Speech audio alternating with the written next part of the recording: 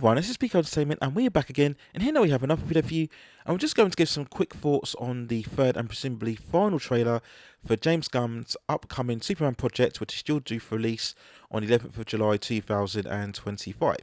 And you can check out my thoughts on the previous two trailers of the movie, and I'll leave some links within the description.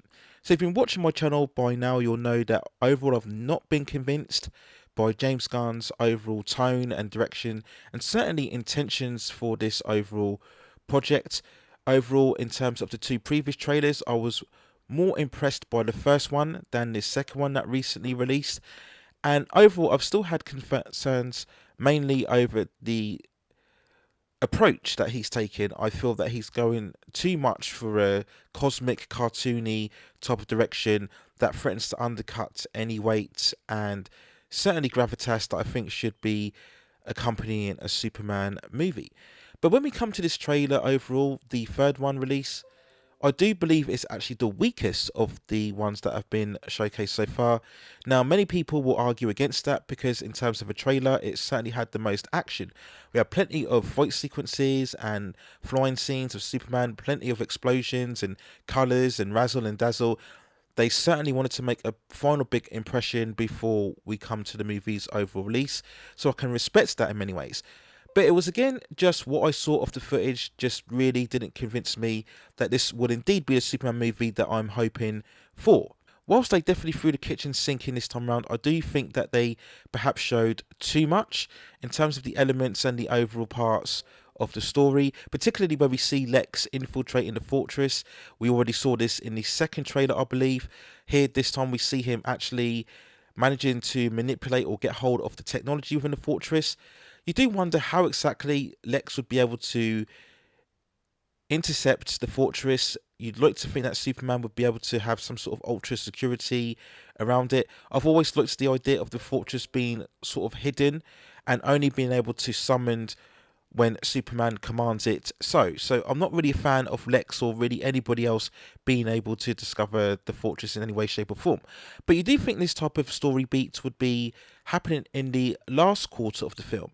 This would be an escalation of the stakes, as we would see the villain discover the main home of the hero, learn his overall weaknesses or secrets, and use that against him in the overall potential final confrontation. And that could still happen here, but I think in terms of them showing it in the trailer, it's possible that this could happen halfway through. We've already seen in previous trailers scenes of Superman being captured or apprehended by Lex and all of his other soldiers and members of the authority. So again, this could be an event that happens in the beginning half of the film, and then we see later on Superman break free from his capture. Again, something that's been referenced to already in the previous parts of the trailer. But as I mentioned before, we get lots of action and sequences, but my biggest issue with this is the overall effects and the CGI, and they simply do not finish. There's been much debate around these superhero movies, certainly in the last year or two, and the fact that the effects team have not been treated very well. They've been overworked and underpaid, and this is why we've seen, certainly within the Marvel movies, some films where the effects have been less than impressive.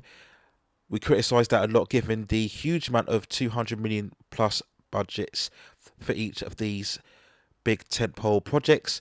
For that amount of money, we do expect to see the best of the best, but we rarely get that when we actually watch the films. So when I see these CGI shots here, they really do look unfinished. They have that real plastic feel to it.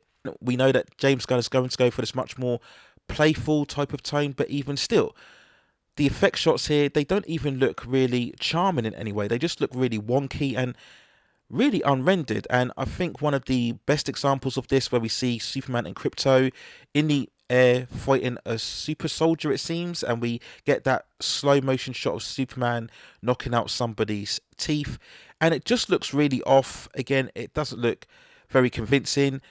I'm not particularly convinced in having Krypto as a prominent character. You can have him there as a small little cameo, a nod and a reference to the source material, that's fine. But to have him here as a integral part just doesn't really work for me. I felt that way ever since we saw the first footage where we see Krypto digging Superman out of the snow after he's been presumably involved in some sort of brutal battle. But the effect shots here just looked really off. Another shot that was really confusing where we see Superman in almost like this cosmic other universe, and all of these tentacles around him. We see him holding this baby, and then we see Metamorpho in the background. So I'm assuming this could be some sort of visual representation of Metamorpho trying to absorb or replicate Superman's look or powers. And again, this is James Gunn once more really going into that cosmic type of aesthetic and direction. I don't actually believe this is some sort of meaningful sequence. I think this is all just mentally in Metamorpho's head, as again he tries to replicate or duplicate Superman's abilities. We had another weird shot of Lois flying what I believe is the ship that's made by Mr. Terrific. Again, this is really weird and strange, really out of context of what we've seen before here. And again, it just gives real tones of that cartoonish feel. It didn't really look convincing at all. How is Lois being able to fly this machine? We don't know. Maybe we'll have some reference in the film that she's had some previous flight experience, but again, just not very convincing.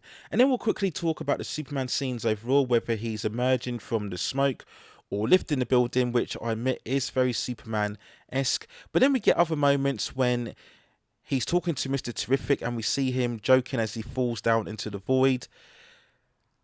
Once more, we have moments of him being slammed down to the ground, and this just doesn't convince me in this Superman at all. We see many moments when the suit is continually dirty and broken up and beaten down, and it seems again we're going for this much more flawed, vulnerable interpretation of the character.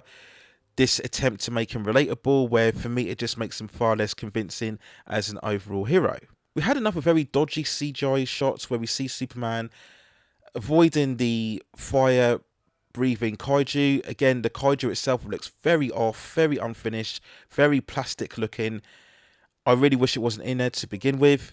And then of course we come to the most worst and easily the most mocked part of the trailer, where we see Superman flying into the distance, all elasticated arms and stretchy poses. It just looks so off, and again really unfinished. I don't really know what they're going for here.